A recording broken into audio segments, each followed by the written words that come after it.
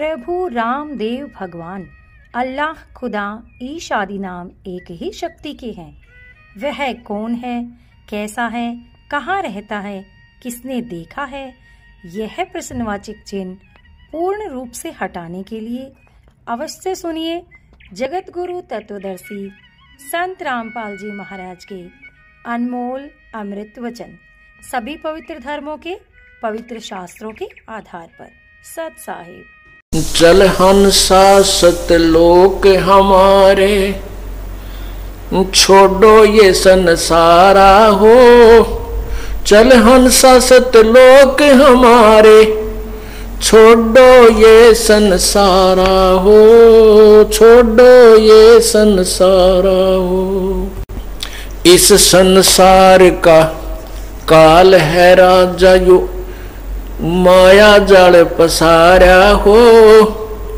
इस संसार का काल है राजा यो, माया जाल पसारा हो।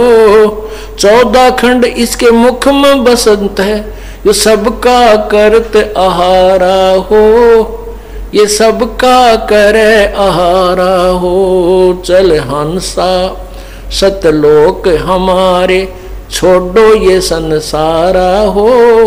चल हंसा सतलोक हमारे, छोड़ो ये संसारा हो, छोड़ो ये संसारा हो। जार बार कोई ला कर डारे, और फिर दे अवतारा हो। जार बार कोई ला कर डारे, फिर दे अवतारा हो। ब्रह्मा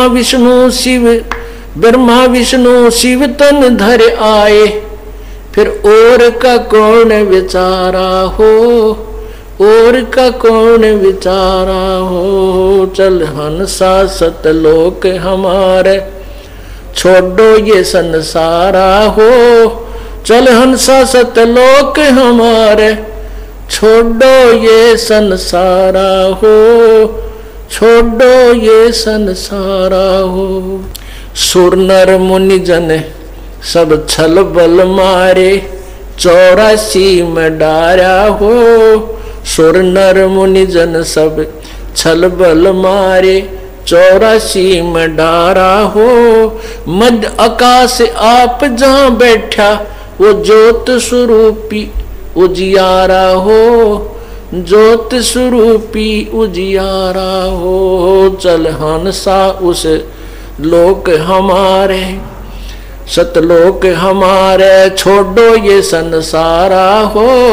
चल हंसा सतलोक हमारे, छोड़ो ये संसारा हो, छोड़ो ये संसारा हो। वाक्य पार एक और नगर है, जहाँ बरसे अमृत धारा हो। वाक्य पार एक और नगर है, जहाँ बरसे अमृत धारा हो। श्वेत स्वरूप फूल जहाँ फूले, हंसा करत विहारा हो, हंसा करत विहारा हो। चल हंसा सतलोक हमारे, छोड़ो ये संसारा हो। चल हंसा सतलोक हमारे, छोड़ो ये संसारा हो, छोड़ो ये संसारा हो। कोट चंद्र सूर्य छिप जावे, जाके एक रोम चमकारा हो। कोट चंद्र सूर्य छिप जावे, जाके एक रोम चमकारा हो। कह कबीर सुनो धर्मदासा, लखो पुरुष दरबारा हो, देखो पुरुष दरबारा हो। चल हंसा सतलोक हमारे, छोड़ो ये संसारा हो। चल हंसा सतलोक हमारे, छोड़ो ये संसारा हो, छोड़ो ये संसारा हो। सत साहिब। तो जो राजा जिसे संतुष्ट नहीं होता था, उनको कैद में डाल देता था। एक अष्टावक्र नाम का विद्वान पुरुष था, बालक था, और उसको किसी ने बच्चों ने खेल अष्टावक्र का रखा, वो 8 जगह से मुड़ा हुआ था, बांगा टेढ़ा की तरह, आंगड़ी टेढ़ी की तरह, को बानू हरी की तरह, गर्दन ऐसे है, कतनू है, गोडे मुड़ रहे हैं, वो ऐसा 8 जगह तो उसमें बैंड था, वक्र माने मोड़। बच्चों ने उसको ताना मार दिया कि तू ऐसा है तो अपने बाप ने छुटवा ले, और राजा की कैद में पड़ा है। उसी दिन से उसने अपनी माँ से पूछा कि माँ मेरा पिता कहाँ है। माँ ने इसलिए नहीं बताया था कि कहीं ये बालक जिद्दी है और ये न चला जा, तेरे पिताजी को सजा हुई है। बच्चों से पता लगा कि तेरा पिताजी ज्ञान में हार गया, इसलिए उसको कैद कर रखी है। तो अष्टावक्र जी वहां पहुंचे राजा के पास। उस दिन और भी विद्वान लोग बुला रखे थे। जो ही अष्टावक्र जी अंदर गए तो सभी जो विद्वान पुरुष राजा की सभा में बैठे थे, ब्राह्मण लोग, वो अष्टावक्र को देख करके हंसने लगे, खिल्ली उड़ाई। और जिससे राजा प्रश्न उत्तर करता था उसको ऊंचे आसन पर बैठाता था ताकि सब सुने और देखें। तो अष्टावक्र को जो सिंहासन पर बैठाया तो सब हंसने लगे, वो दर्शक विद्वान पुरुष ब्राह्मण लोग। अष्टावक्र ने कहा कि राजन, तो आप इन चमारों की सभा में इन चमारों की सभा में इनसे तो आप क्या प्रश्न उत्तर प्राप्त करोगे, इनसे क्या ज्ञान प्राप्त करोगे? तो सारे चमार बैठे हैं, इनको तो चाम का ज्ञान है, भगवान का ज्ञान नहीं है। ये मेरे इस बांगे टेढ़े शरीर में देखकर दांतरे निकाल रहे हैं, ये परिचित नहीं है प्रभु की परिभाषा। तो परमात्मा ने याद दिलाते हैं कि राम रटत कोड़ी भलो, चो चो पड़े जो चाम, ये सुंदर शरीर किस काम का, जिसमक नाही नामे। कबीर जिव्या तो वाहे भली, जोरट हरि नामे, नहीं तो काट फेंक दियो भाई मुख में भलो ना चाम।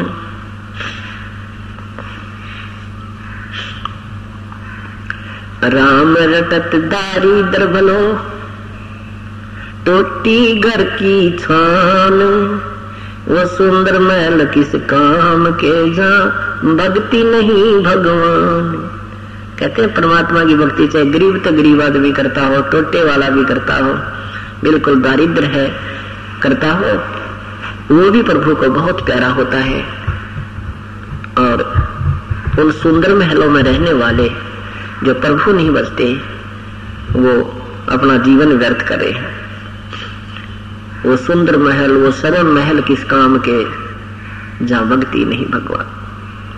नाम सहित बेवतन भला, जो दर दर मांग भीखा। कितनी प्यारी महिमा कर दी। और क्या भया छत्तर की छाचा लाए, राजपाट धेली का।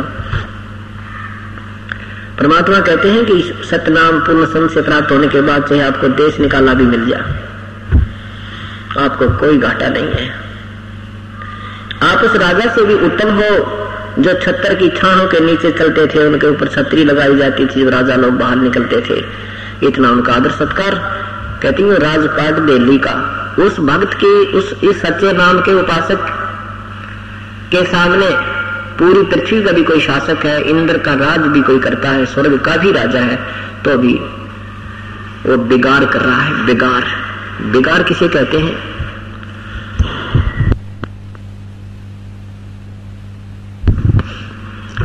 बिगाड़ किसे कहते हैं? जैसे पहले समय में ये पुलिस वाले इन 3 व्हीलर वालों में पकड़ ले जाया करते थे और किसी सरकारी काम के लिए इधर उधर हटाए जाते, सारा दिन घुमाते थे। वो तेल भी अपने पास से डलवाता था, खाना भी अपनी जेब से खाता था, और 1 मिनट की फुर्सत नहीं होती थी। वहां चल। रात सुबह 6 बजे ले जाते, रात के 12 बजे छोड़ते। अगले दिन उससे पूछा करते थे साथी कि कल ना दिखा, कहाँ गया था? तो वो कहा करता, कल मैं बेगार में फंस रहा था, कल मैं बेगार में फंस गया था। रात में 11-12 बजे आया भाई, 200 रुपये दफ्तर लाया, रोटी अपने पल्ले से खाई और पैसा एक बचा नहीं। कमाई एक नए पैसे की नहीं और घूमता दिखा, वो 3 व्हीलर चलता दिखा, सारा दिन घूम रहा था, यानी उसकी 1 मिनट की फुर्सत नहीं, टाइम नहीं था रुकने का, और पैसा आउटपुट कुछ नहीं, लाभ कोई नहीं। इसको बेगार कहा करते हैं। इसी का प्रमाण परमात्मा गरीबदास साहब जी कहते हैं कि परमात्मा की जो अगम निगम को खोजे ले वही बुद्धि विवेक विचारे, उदय अस्त का राज मिले तो बिन नाम बिगारे। अगम निगम को खोज ले और जरा सी सोच विचार करो अपने दिमाग तय कि यदि सारी पृथ्वी का भी तुझे शासन मिल जा रहा है और ये नाम नहीं है तो बेगार है, तो बेगार लो रहा है। राजा को 1 मिनट की फुर्सत नहीं होती, कभी चैन राजा को नहीं होता, बेशक वो घुटी ला के बकवाद कर ले थोड़ी बहुत देर, दूसरी बात है ना दिन रात उसके पसीने आए रहा करें, क्योंकि एक छोटा सा घर का सदस्य मुखिया एक 5-7 परिवार के सदस्यों के पोषण में, पालन पोषण में, उनकी आवश्यकताओं को पूर्ण करने में कितना परेशान रहता है, और राजा के तो प्रजा पूरी उसकी संतान होती है, उसको बहुत दुख होता है। कहीं भी कोई अकाल गिर जावे, कितना कोई झगड़ा हो जावे, कितना आग लग जावे, कोई भूकंप तक दिक्कत आ जावे, और फिर अपने उस राजनीतिक तिगड़मबाजी का तो कहना है कि कितना परेशान रहता हो। इसलिए बताते हैं कि यदि उदय अस्त का भी तुझे राज मिल जाए, पूरी पृथ्वी का भी शासन आपको प्राप्त हो जाए, तो भी बिना भक्ति बिना सतनाम के वो बेगार है, बेगार।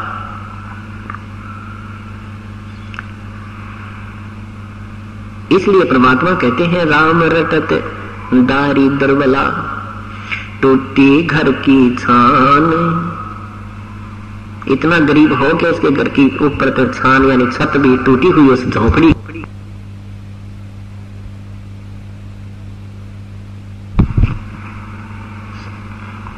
और वो सत भक्ति कर रहा है, तो परमात्मा कहते हैं वो सुंदर महल किस काम के, वो सोने के महल किस काम के, जहां भक्ति नहीं भगवान, जहां भगवान की भक्ति नहीं है।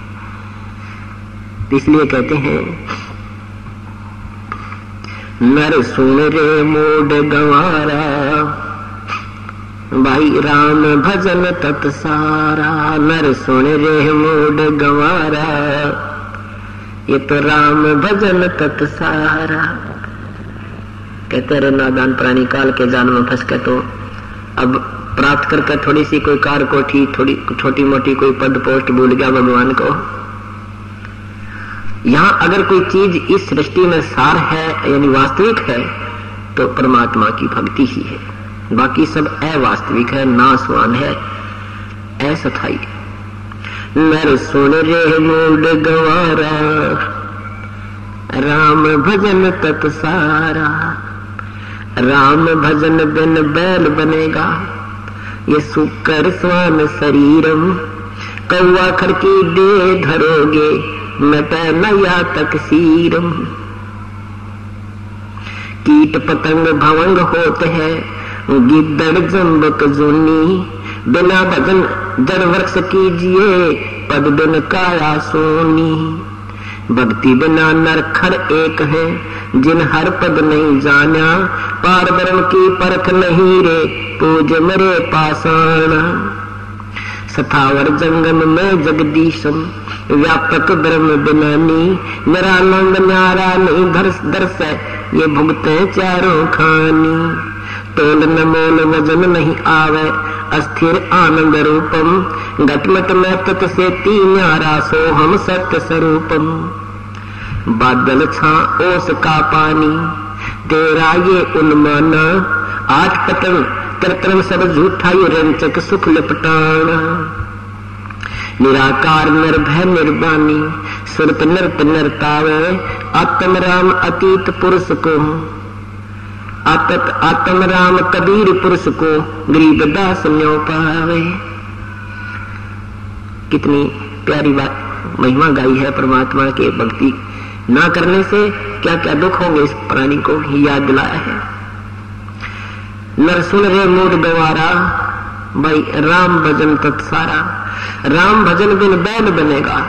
हे भगवान, पुण्यात्माओं, जब तक हमारे अंदर भक्ति प्रवेश नहीं होती, अंतःकरण हमारा साफ नहीं होता, तब तक ये बातें हमें अच्छी नहीं लगती कि हम कैसे बैल बनेंगे, हम कैसे गधे बनेंगे, कैसे गधी बनेंगे, ठाठ हो रहे हैं, बड़ी मौज माचरी है, फैक्ट्री है, कोठी है, कार है, कैसे गधे बनेंगे। ये तो हमारी अपनी सोच है ना, ये तो एक बालक की सोच है। परमात्मा जो कह रहे हैं उस पर हमें विचार करना पड़ेगा। उन्होंने वैसे नहीं कहा। पहले इस दास को जब ये कहानी पूरी समझ में आई, अपने साथियों को भी बताते थे, दोस्तों को भी समझाते थे, लेकिन परमात्मा की तरफ सिगर सी आकर नहीं लगता, अग्रसर नहीं होता प्राणी। बेशक वो कितने श्रद्धालु भी है, हम इतनी ही भक्ति चाहते थे कि जैसे कहीं आत्मा जो पुकार करती थी, क्योंकि आत्मा का आहार परमात्मा की भक्ति, शुभ कर्म, धर्म आदि करना ही होता है, और मन का आहार बकवाद करना होता है। शराब पीना, मांस खाना, सिगरेट पीना, तमाशा देखना, धन जोड़ जोड़ कर इकट्ठे कर करके एक कोठी बना ले, दो बना ले, एक और बना ले, 2 प्लाट ले ले, और फिर मृत्यु हो जा, फिर ये पशु बना पावे। उस कोठी की छाया में भी बाहर भी नहीं बैठ सकता ये नादान प्राणी।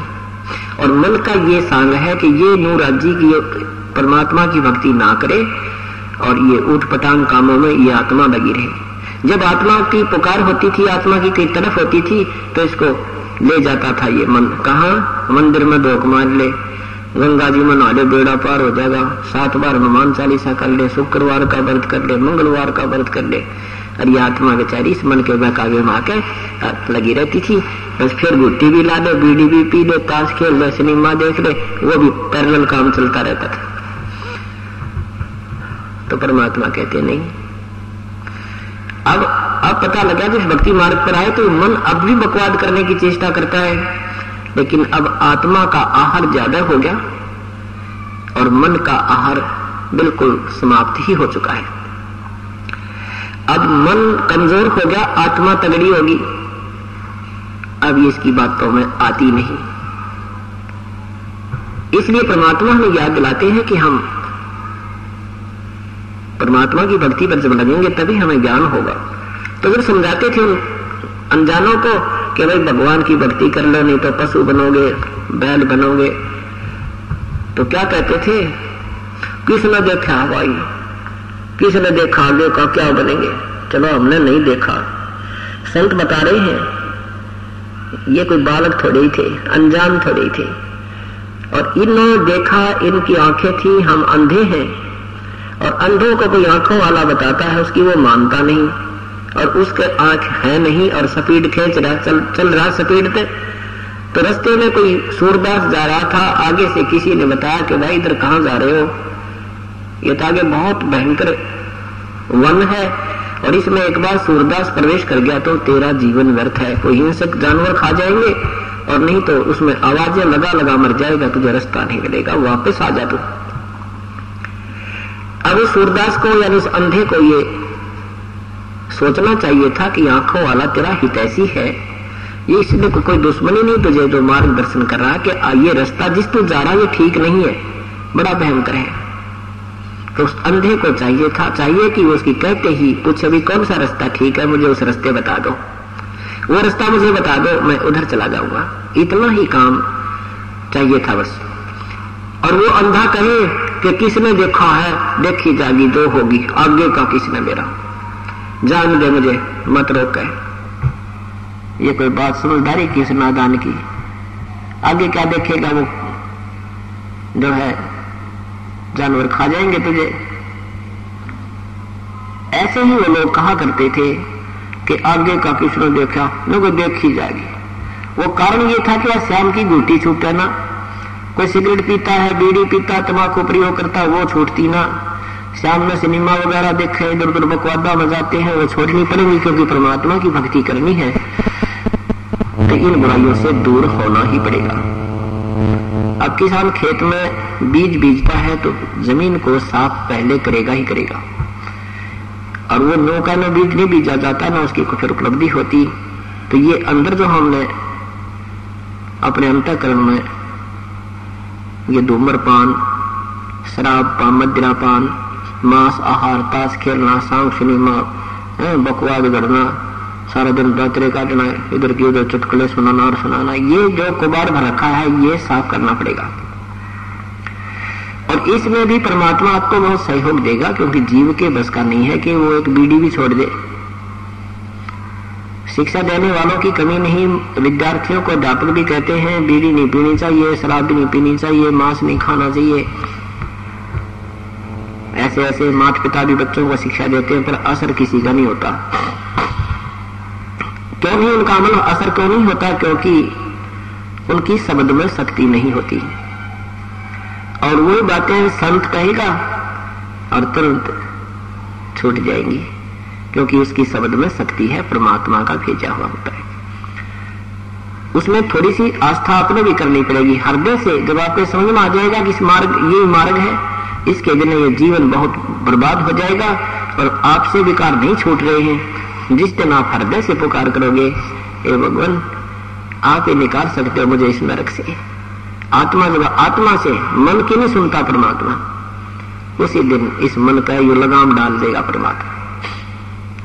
और फिर आपको उसी सिगरेट या बीड़ी के धुएं से चक्कर आया करेंगे, आपको नहीं सवागा। जब पहले एक एक डिब्बी पी जाया करते सिगरेटों की, बीड़ियों की, फिर आपको कोई और भी पी रहा होगा बस में या कोई घर में, तो आपको नहीं सुहाएगा, क्योंकि आपका अंतःकरण साफ हो गया। श्वास का सिमरण इसलिए दिया जाता है कि हमारे अंदर जो एक द्वार है, सुषुम्ना द्वार जिसको कहते हैं, उसके ऊपर ये साथ में ब्रश का काम भी करता है और हमारी कमाई भी बनती है, तो वो बिल्कुल साफ हो जाता है। और फिर इसके उस साफ हुए हुए उस द्वार पर जब फिर दोबारा कोई धुआं टकराता है तो उससे स्वीकार नहीं करता कि वो निर्मल हो चुका है, पहले उस पर परत जम चुकी थी। इस प्रकार परमात्मा आपको पहले बुराइयों से भी छुटवाएगा, फिर भक्ति भी कराएगा। तो वो क्या कहते थे कि भाई किसने देखा देखी जाएगी, बता फिर देखी के जाएगी, गधा बने पाचा हम क्या देखेंगे, फिर तो कुमार देखेगा। 2.5 मन का बोरा कमर पर लठ मारेगा, सुबह लेकर शाम तक, सुबह से शाम तक आहार की भी, उसको आहार का भी समय नहीं मिलेगा। देखना था भरपुराई छोड़ लाग भगवान के चरणों में, बेड़ा पार करा अपना भी अपने बच्चों का, देखना तो ये होता है, फिर क्या देखेंगे। यहाँ यही बताना चाहते हैं, राम भजन बिन बैल बनेगा, सोकर स्वान शरीरम, कौवा खुरकी दे दरोगे मिटे नया तकसीरम। ये तकसीरम, ये दुख, ये झंझट तुम्हारे जान का फिर कभी नहीं मिटेगा। ये तो मानुष जीवन में ही इसका समाधान हो सकता है। कीट पतंग भंग होत है, गिद्दड़ जम्बक जोनी, बिना भजन जड़ वृक्ष कीजिए, पद बिन काया सुनी। बिन भक्ति नर खर एक है, जिन हर पद नहीं जाना, पार ब्रह्म की परख नहीं, इब पूज मरे पासाना। कहते जो भक्ति नहीं करते उसमें मनुष्य में और गधे में कोई अंतर नहीं है। हम देखा करते हमारे माता पिता को, जब ये किसान का काम करा करते, पशु को भी आराम हो जाता पर इंसान को रेस्ट नहीं होता। इतना परिश्रम करना पड़ता केवल 2 रोटी के लिए। मजदूर को देख लो, पल्लेदार ने देखो, सुबह तो लेगा शाम तक बोरी गद्दा गद नून, फिर उड़े ठाकर उड़े, सारा ढोल भरा पड़ा है। तो परमात्मा कहते हैं अगर नाम भी साथ जपते रहो, चलो मजदूरी भी करे, किसान वाला काम है, दुकान का है, कोई नौकरी का है, राजा है, परमात्मा भी साथ बजते रहो, अपनी मजदूरी भी करते रहो। एक पंथ 2 काज, दोनों काम हो जाए। इतना ही कहना चाहते हैं प्रभु कि तुम अपना काम भी करो पर भगवान भजो, पर बकवाद न छोड़ दो, ये ताज्ञा पार पड़ेगी।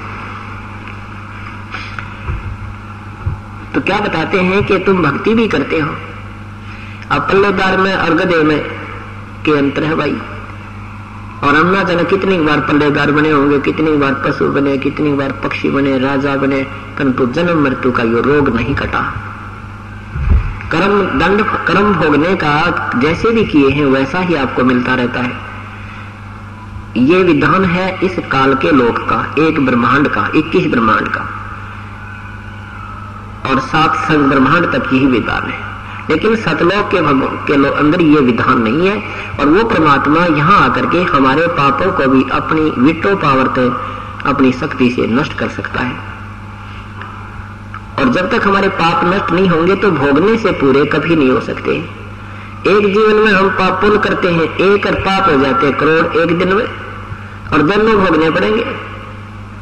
ये तो परमात्मा पूर्ण ब्रह्म की शरण में आने के बाद फिर इन पाप कर्मों के ढेर में आग लगा देगा। कबीर परमात्मा क्या कहते हैं, जब ही नाम हृदय धरो, जब ही नाम हृदय धरो, भयो पाप को नासे, मानो चिंगी अग्नि की पड़े पुराण गासे। जैसे बहुत बड़ा ढेर पड़ा हो घास का, कई एकड़ में का, और वो कहीं रखन का ठिकाना ना, उसने कहाँ रखे, वो जगह भी खराब कर दी उसने। कहते इतने अगर आपके पाप हैं, ये सुख के आपके वहां रखे हैं संचित कर्म प्रभु के दरबार में, आपके अकाउंट में, वो आपको भोगने पड़ेंगे। कब तक? जब तक आप पूर्ण परमात्मा की शरण में नहीं आ जाओगे, पूर्ण संत के माध्यम से।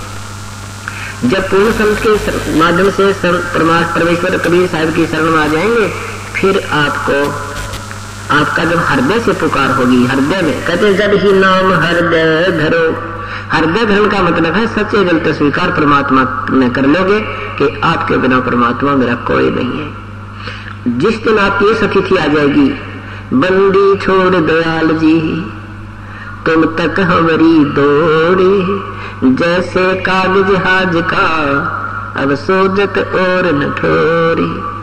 जैसे समुद्री जहाज चलते थे, उन पर कौवा बैठकर चले जाते थे, और कौवे में परमात्मा ने कुदरती एक न्यारी शक्ति दी है, उसमें गुण दिया है कि कौवे को रात्रि में भी अपने अंतःकरण में वो एक मैप बनाता रहता है कि हम कहाँ से चले हैं, पूर्व से चले हैं, पश्चिम से चले हैं, या पूर्व पश्चिम से चले हैं, या पूर्व से चले हैं, या दक्षिण से चले हैं, या बीच से चले।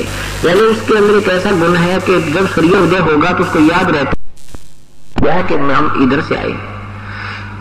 तो पहले पुराने समय में जब जहाज चला करते समुद्री, दिशा सूचक उनके विश्वसनीय नहीं होते थे।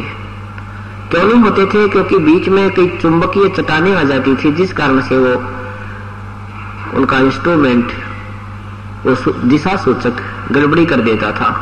उसको भी उन्होंने चेक करना होता था, उसका निरीक्षण करते थे कि ये सचमुच हम ठीक दिशा में जा रहे हैं कि नहीं। उसके लिए भी उस कौवे का प्रयोग करते थे जहाज के चालक। सुबह क्या करते थे, कौवे गदला मार देते, पत्थर मारते, उसको उड़ा देते, विवश कर देते जहाज से उड़ने के लिए। अब कौवा उस दिशा को चलता था जिस दिशा से वो चले थे, यानी पूर्व से चले थे तो कौवा पूर्व को ही सीधा पूर्व की तरफ उसकी उड़ान शुरू होगी, स्टार्ट तरह से होगा। तो अपने जो जहाज के चालक होते थे अपने दिशा सूचक को भी चेक कर लेते थे, अपनी दिशा को भी देख लेते थे कि हम ठीक चल रहे हैं या गलत होती तो उसको सेटिंग कर देते थे। कौवा जब थोड़ी बहुत दूर जाता था, 1-8 किलोमीटर उड़ जाता था, फिर उसको कहीं पर भी कोई ठिकाना बैठने को नजर नहीं आता था। विवश होकर के अंत में उसी समुद्री जहाज के ऊपर आकर ही वो विश्राम पाता था। उस जहाज के अतिरिक्त अगर कहीं भी वो बैठता तो सब पानी ही पानी था, उसमें डूबना ही था। उसने वो डूब मरने का स्थान था जहाज के अतिरिक्त। तो जब आपकी ये स्थिति मन की हो जाएगी कि पूर्ण परमात्मा कबीर परमेश्वर बिना ये यहाँ पर कोई हमारा साथी नहीं है, नहीं हमारा कोई रक्षक है, नहीं हमें कोई सुख देने वाला है, जब आपको तत्व ज्ञान पूर्ण हो जाएगा फिर आपकी स्थिति ये हो जाएगी, बंदी छोड़ दयाल जी तुम तक हमारी दौड़, और जैसे काग जहाज का अब सोजत और न ठोरे। कि अब परमात्मा मुझे आपके बिना मेरे मालिक कोई चीज कोई ठिकाना दिखाई नहीं देता। कहते ब्रह्मा जी की याद की भक्ति करे वो नासवान, विष्णु जी की भक्ति करे वो आप दुखी, मृत्यु को वो प्राप्त होए, शिव जी की भक्ति करे वो आप नासवान, और भगवानों की के ग्रहणवटी हो रही उनकी। देखो उनका इतिहास, आपस में लड़े, कभी भस्मागिरी पीछे पड़ रहा है भगवान को मारने के लिए, कभी कोई हो रहा है, कभी कुछ। श्री कृष्ण जी विष्णु रूप में, कृष्ण रूप में आए थे विष्णु जी, उनका जीवन देख लो, सारा जीवन ही कष्ट में रहा। तो यहाँ जब सारी स्थिति से परिचित होने के उपरांत फिर एक कबीर परमात्मा दिखेंगे जिसकी आड़ पकड़ के परमात्मा गरीबदास साहब कहते थिर पकड़ थिर होई है, थिर माने जो बिल्कुल स्थिर, कभी विनाश में नहीं आता, उसका ही सहारा लेने से हम स्थिर हो सकते हैं। यानी हम भी अपने आप को सुरक्षित मान सकते हैं, सुरक्षित की ही आड़ लेकर के, शरण ग्रहण करके।